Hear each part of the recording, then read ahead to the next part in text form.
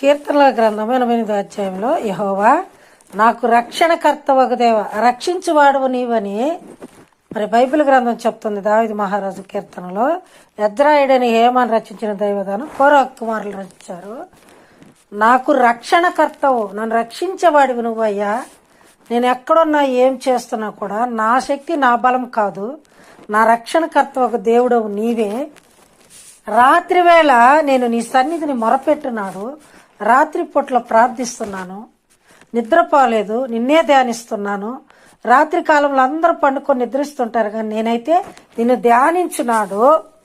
నా ప్రార్థన నీ సన్నిధిని చేరునుగాక.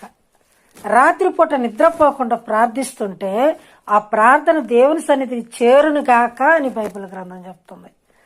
రాత్రి వేళ మనం చక్కగా నిద్రపోతాం, ఎక్కువసేపు మేల్కోలేం.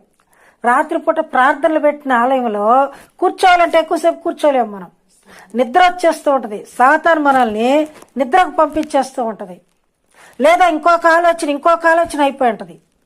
కానీ ఇక్కడ ఏం చెప్తుందంటే నా ప్రార్థన నీ సన్నిధిని చేరును కాక. ఎప్పుడు రాత్రి వేళ మొరపెట్టుకుంటే నా మొరకు చెవి యొగ్గుము, నేను ఆపదలో నిండి ఉన్నాను. నా మొరకు చెవి యొగ్గుమయ్యా, ఆపదలో నిండి ఉన్నాను. ఎప్పుడు ఆపదలే, ఎప్పుడు కష్టాలే మనకి. ఏ రోజు ఈ రోజంతా సంతోషంగా ఉన్నామన్న రోజు ఉందా మన కుటుంబాల్లో? లేదు. ఎప్పుడు కష్టాలు, ఎప్పుడు బాధలే, ఎప్పుడు శత్రుముఖలే. శత్రువులు మనం తరుగుతుంటారు, సాతాను క్రియలు మనల్ని తరుగుతూ ఉంటాయి. సాతాను క్రియల ద్వారా మనం బాధింపబడుతూ ఉంటాము. నా శత్రువులు నన్ను తరుముచుండగా నాయాత్మ నాలో కృంగనే ప్రభు. నా శత్రువులు నన్ను తరుముచుండగా నాయాత్మ నాలో కృంగనే ప్రభు.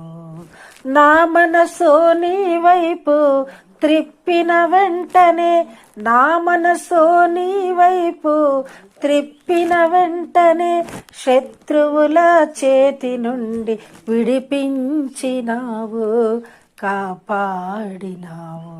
స్తుతి పాత్రుడా, స్తోత్రార్హుడా, స్తుతులందుకో పూజార్హుడా.